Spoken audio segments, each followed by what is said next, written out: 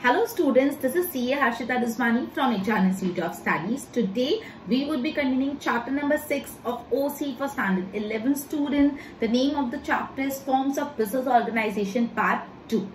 Okay students, तो हमने ये चैप्टर ऑलरेडी स्टार्ट कर दिया है। ये चैप्टर में अपन ने कोऑपरेटिव सोसाइटी के बारे में बहुत डिटेल डिस्कशन किया।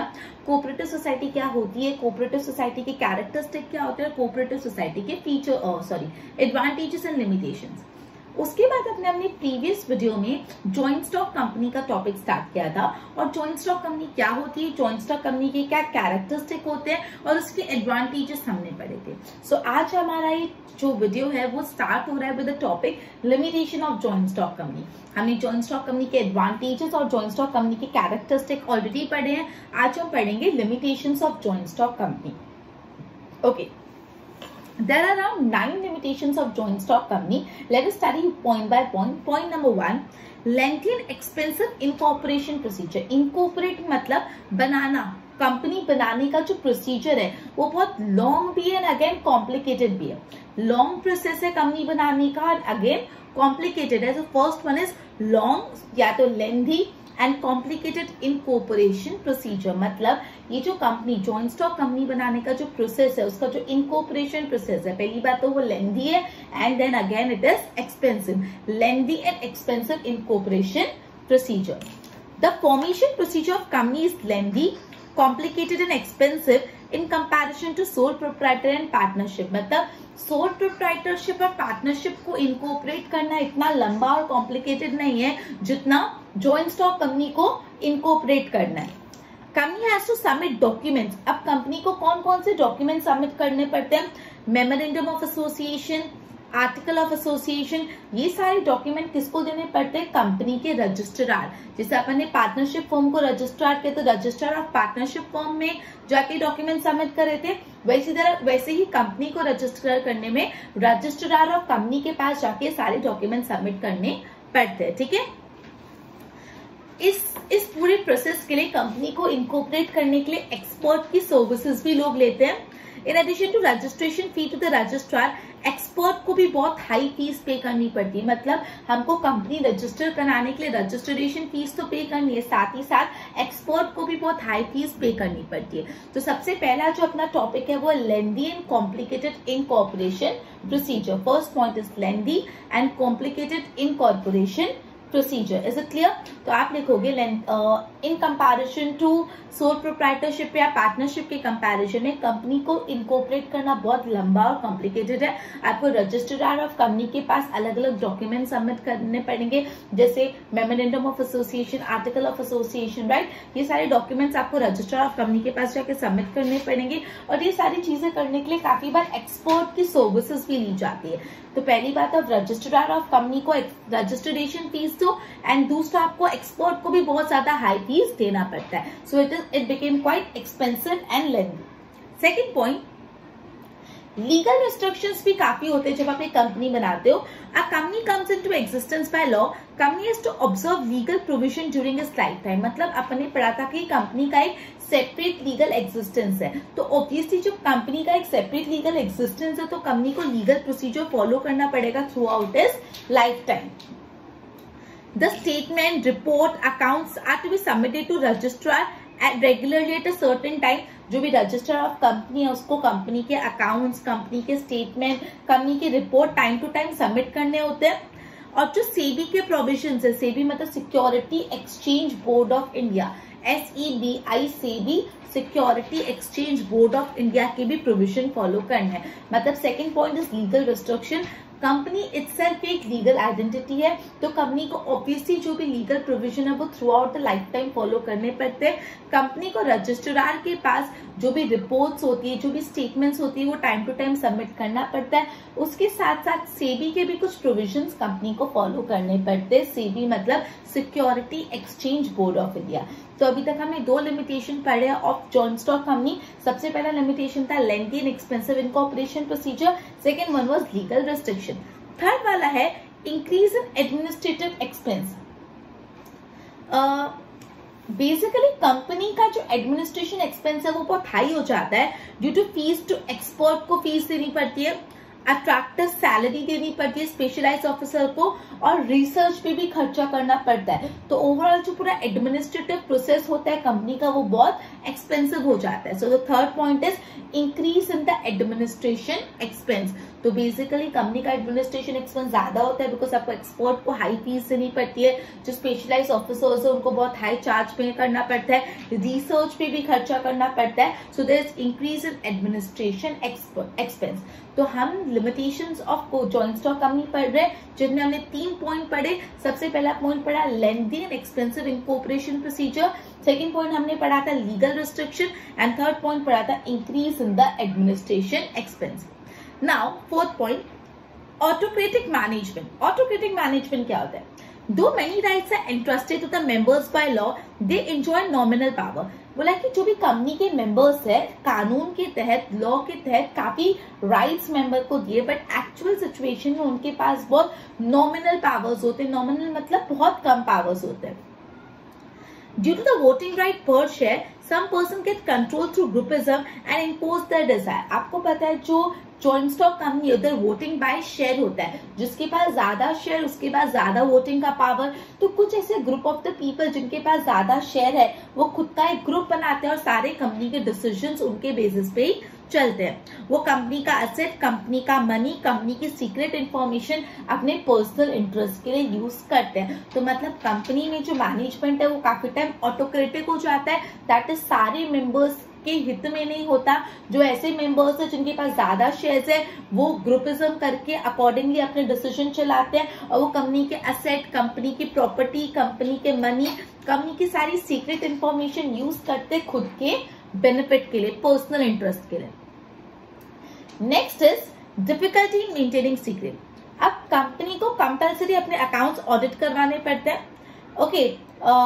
और ये अकाउंट्स को ऑडिट करके जो भी अकाउंट का रिपोर्ट है, ऑडिट रिपोर्ट है, वो उनको रजिस्ट्रार ऑफ कंपनी के पास जाके सबमिट करनी होती है, ओके। सो जो कंपनी होती है उसको कंपलसरी अपने अकाउंट्स ऑडिट कराने, और ऑडिट कराने के बाद जो ऑडिट रिपोर्ट होती है वो रजिस्ट्रार ऑफ कंपनी के पास जाके सबमिट करनी होती है, okay.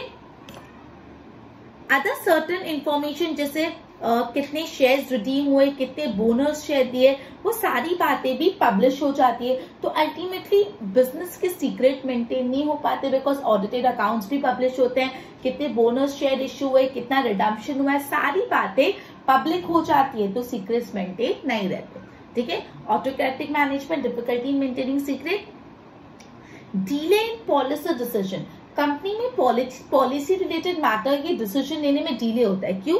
The concept of member is essential in making policy decision. For this meeting of member is to be called.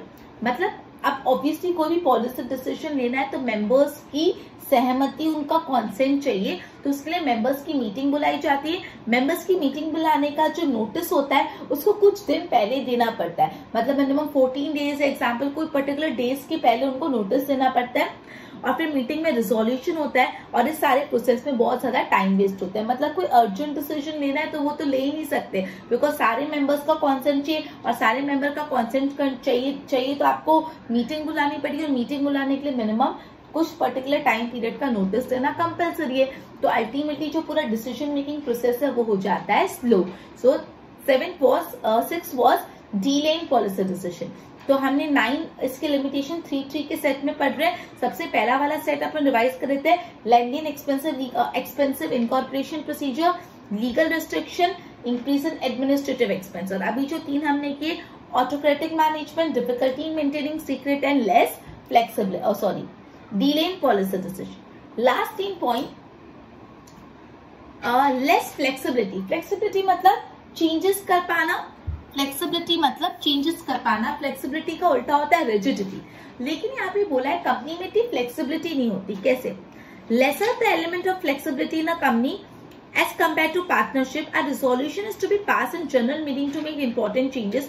Approval of central government and court is required in some circumstances. तो बोला है basically partnership और cooperative society और partnership sole proprietorship के comparison में जो company form होता है उसमें फ्लेक्सिबिलिटी इतनी नहीं होती। मतलब अगर कोई भी डिसीजन लेना है तो पहले नोटिस दो, मीटिंग बोला और रिजोल्यूशन पास होगा। इवन काफी सारे डिसीजन में तो सेंट्रल गवर्नमेंट का भी परमिशन लेना पड़ता है और कोर्ट का भी परमिशन लेना पड़ता है। तो ओवरऑल बहुत रिजिड हो जाता है, फ्लेक्सिबिलिटी नहीं रहती। Next is encouragement to speculation.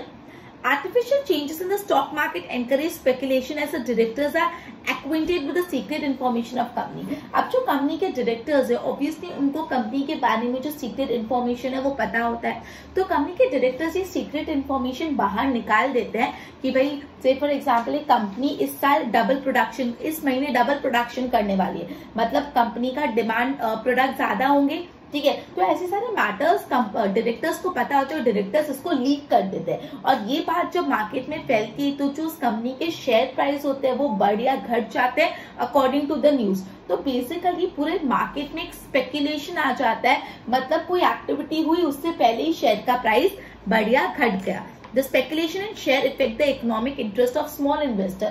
और ये जो शेयर्स में स्पेकुलेशन आता है उस वजह से जो छोटे छोटे इन्वेस्टर्स है उनको बहुत ज्यादा नुकसान होता है। तो बेसिकली यहाँ पे एक और डिसएडवांटेज है कि यहाँ पे कंपनी फॉर्म में स्पेकुलेशन होने के बहुत हाई चांसेस है।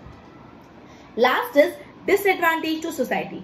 Society has become the victim of strike of employ. अब देखो कभी एम्प्लॉय स्ट्राइक पे कब चले जाते हैं, कभी लॉकआउट हो जाता है। Monopolistic will enter and more importance is given to capital than man, hence unequal distribution। अब यहाँ पे पता है जितनी ज्यादा कंपनी मतलब उतनी ज्यादा मशीन पे काम करने का ट्रेंड आया, तो जो मैन होता है उसको इंपॉर्टेंस नहीं मिलता, तो अनइक्वल डिस्ट्रीब्यूशन ऑफ इनकम होता है, rich became richer and poor became poorer. तो ये हमने पढ़े limitations of joint stock company 333 के सेट में। सबसे पहले इनकॉर्पोरेशन प्रोसीजर की बात की थी, कैसा होता है इनकॉर्पोरेशन प्रोसीजर, लेंदी और एक्सपेंसिव, फिर लीगल रिस्ट्रिक्शन होते हैं and there is increase in the administration expense. तो यहाँ का मैनेजमेंट ऑटोक्रेटिक होता है, difficulty in maintaining secret, secret maintain करना भी डिफिकल्ट होता है, and one more delay in policy decision, policy decision भी बहुत ज्यादा डिले हो जाता है। फ्लेक्सिबिलिटी कम है, less flexibility, encouragement to speculation, and last it is disadvantages to the society. So this was all about limitation of joint stock company. joint stock company क्या होता है, उसके कैरेक्टरिस्टिक, उसके एडवांटेजेस और उसके लिमिटेशन हमने करे। ओके तो हम अपने नेक्स्ट टॉपिक पे जा रहे हैं which is type of company. अब आपको आपकी टेक्स्ट बुक में पेज नंबर 63 में एक बहुत बड़ा चार्ट दिख रहा होगा टाइप ऑफ कंपनी में। Type of company from the 4 view point दिया हुआ है। सबसे पहले statutory company, from the viewpoint of number of member, from the viewpoint of control and from the viewpoint of place of registration। Okay तो सबसे पहला हम लोग पढ़ते हैं फ्रॉम द देखो इसमें क्या टाइप ऑफ कंपनी, सबसे पहला है स्टैट्यूटरी कंपनी। तो हम स्टैट्यूटरी कंपनी को पढ़ते हैं। If company comes into existence by the special law pass in the parliament और लेजिस्लेटिव असेंबली, तो उसको हम लोग बोलते हैं स्टैट्यूटरी कंपनी। तो स्टैट्यूटरी कंपनी वो कंपनी होती है जो कैसे फॉर्म होती है, जो पार्लियामेंट या लेजिस्लेटिव असेंबली में कोई स्पेशल लॉ पास करके बनती है। तो statutory company comes into existence by special law parliament और लेजिस्लेटिव असेंबली। क्लियर? ये जो अपनी स्टैट्यूटरी कंपनी होती है वो कैसे come into existence, by the special law pass in parliament और लेजिस्लेटिव असेंबली।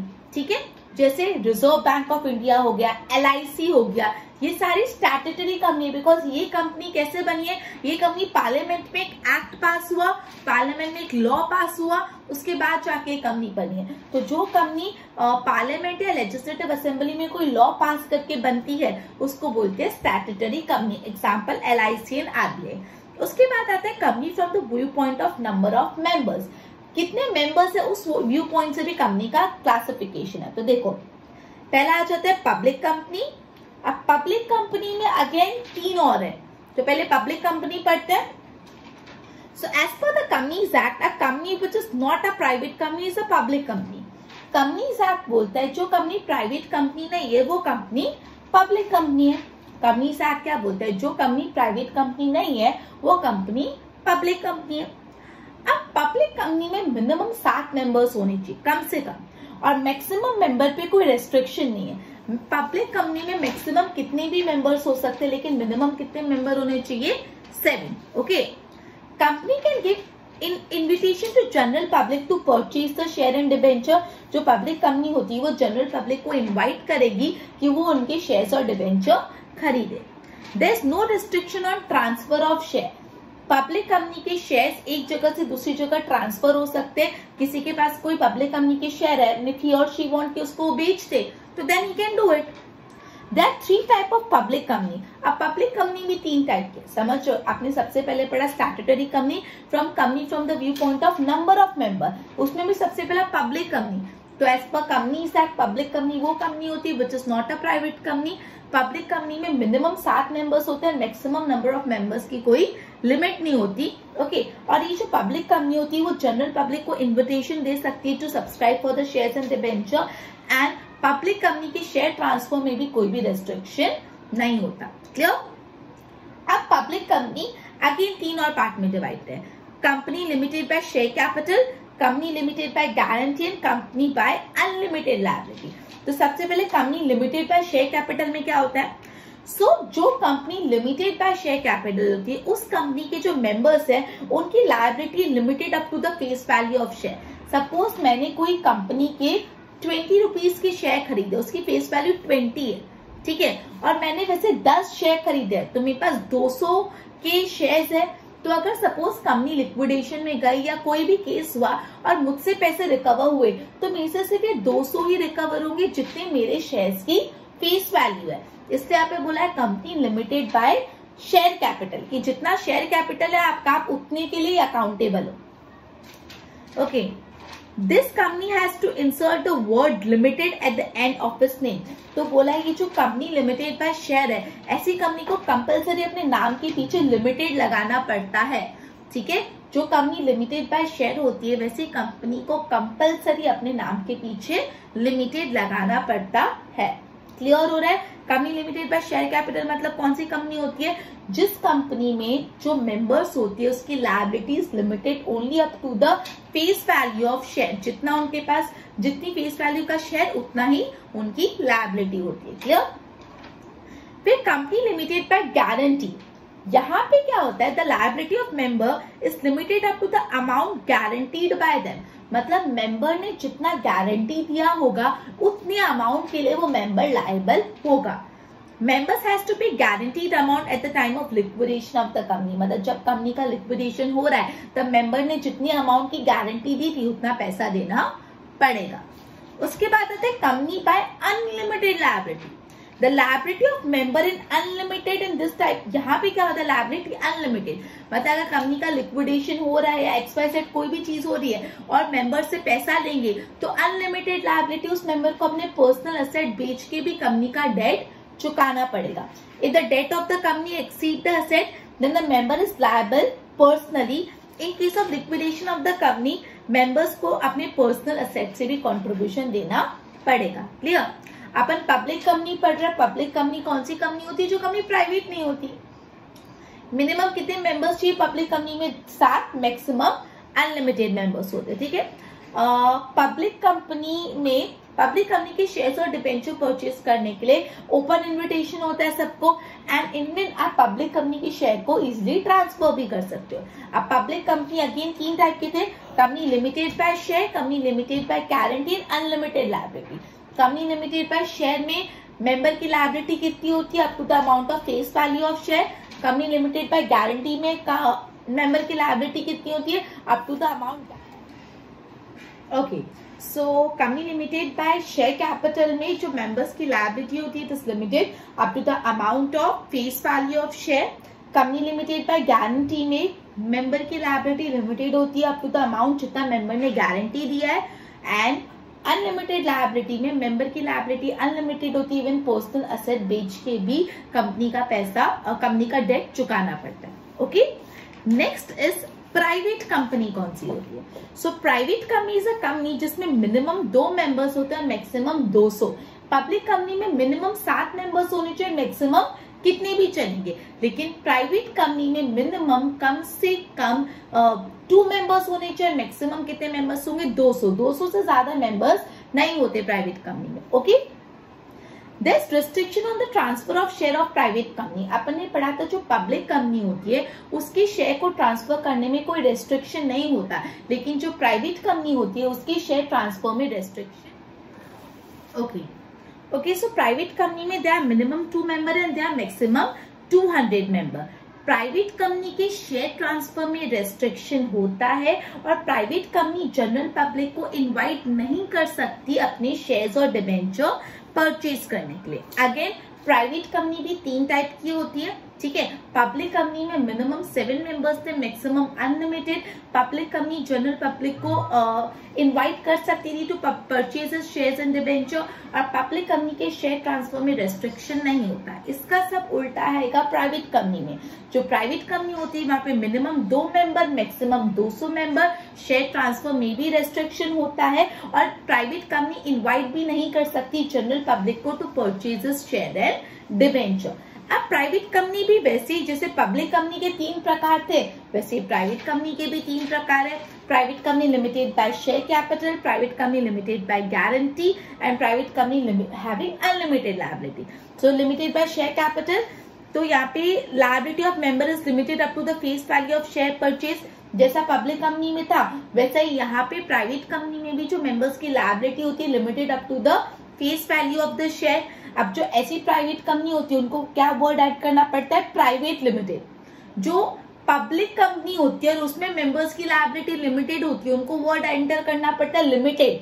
और जो प्राइवेट कंपनी होती है वहां पे मेंबर्स की लायबिलिटी लिमिटेड होती है तो उनको ऐड करना पड़ता है वर्ड प्राइवेट लिमिटेड। सेकेंड है कंपनी लिमिटेड बाय गारंटी। जो कंपनी लिमिटेड बाय गारंटी वहां पे मेंबर्स की liability limited up to the amount of guarantee given by them. जितनी उन्होंने गारंटी दिया उतना तक उनकी लायबिलिटी रहेगी। Members have to pay guaranteed amount at the time of liquidation. The company have to insert the word private at the end of its name, ठीक है।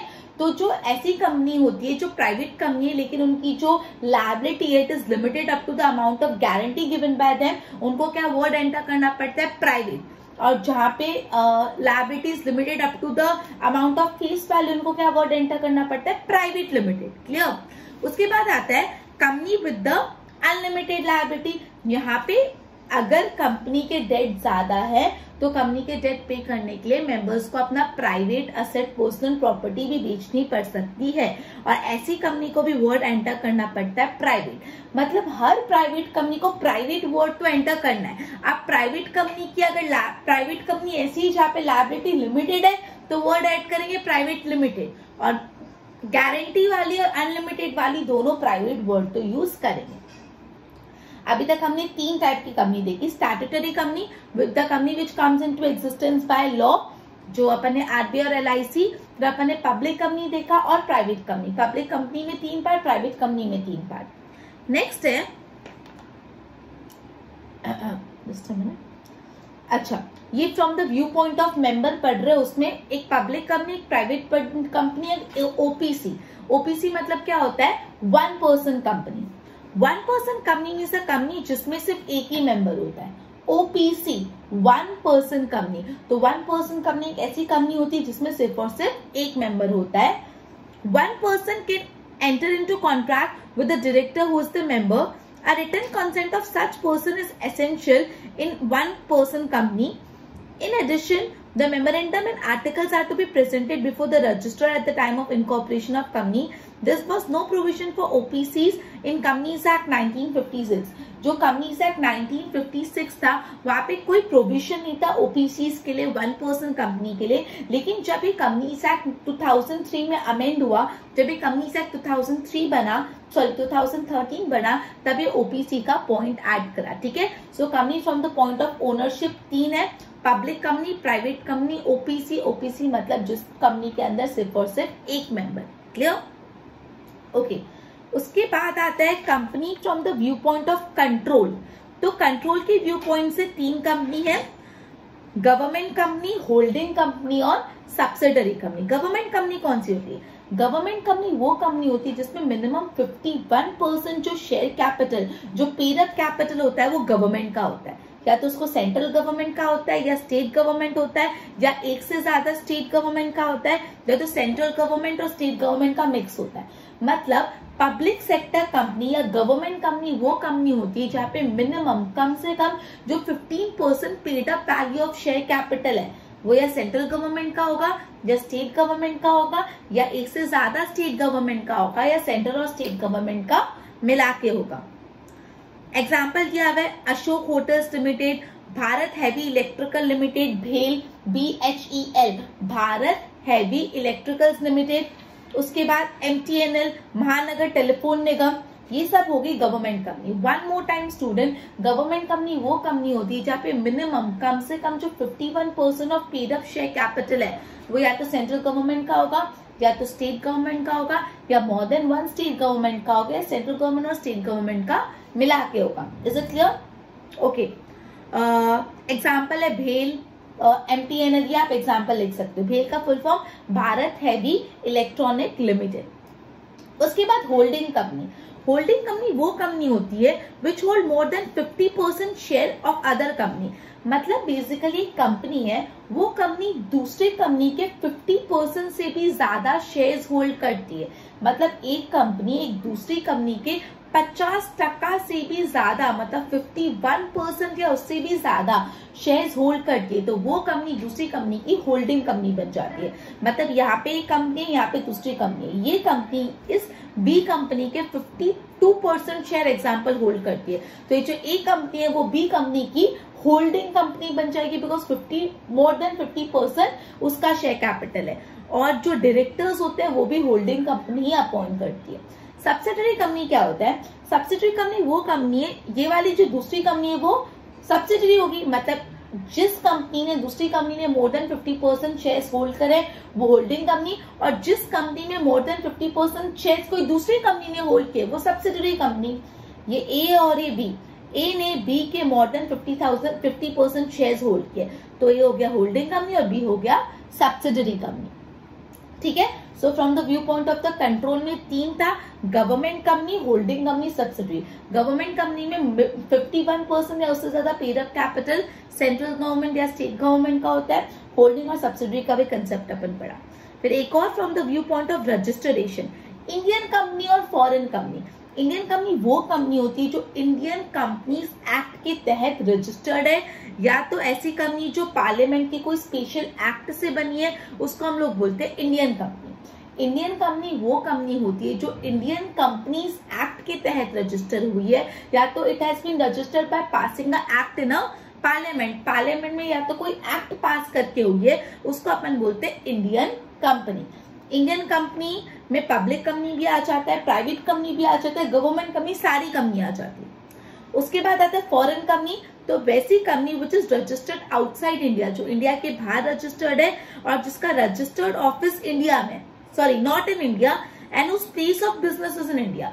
Foreign company एक ऐसी कंपनी होती है जिसका रजिस्ट्रेशन आउट ऑफ इंडिया है, जिसका registered office भी आउट ऑफ इंडिया है, सिर्फ उसका जो प्लेस ऑफ बिजनेस है ना वो इंडिया में। ठीक है, so Indian company, foreign company.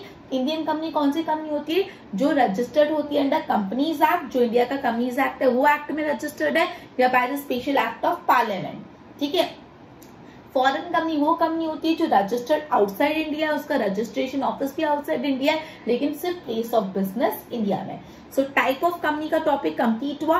Type of company में सबसे पहले स्टैट्यूटरी कंपनी है, फिर company from the view point of number of member, उसमें है public company, private company, 1 person company. Public company में अगेन 3 पॉइंट है, limited by share, limited by guarantee and unlimited liability. Private company में भी 3 point है, limited by share, limited by guarantee, unlimited liability, और तीसरा है ओपीसी। फिर है company from the view point of control, उसमें 3 आ जाएगा, government company, holding company, subsidiary company, और लास्ट है from the view point of place of registration, Indian company and foreign company. Okay, so अपन ने आज कौन कौन से टॉपिक पढ़े? अपन ने जॉइंट स्टॉक कंपनी के लिमिटेशंस पढ़े। There were 9 limitation of joint stock company, जो हमने 3, 3 और 3 के सेट में पढ़े। उसके बाद हमने पढ़ा टाइप ऑफ कंपनी, जो काफी हद तक इजी था, किस किस टाइप की कंपनी है वो हमने पढ़ा। अपना नेक्स्ट टॉपिक है procedure for formation of company. अगर आपको कंपनी बनानी है, कंपनी फॉर्म करनी, तो कौन सा प्रोसेस फॉलो करना पड़ेगा, लेकिन ये टॉपिक अपन अपने नेक्स्ट सेशन में लेंगे। Today we would be ending our session here and continue this chapter in our next session. Till then, good bye.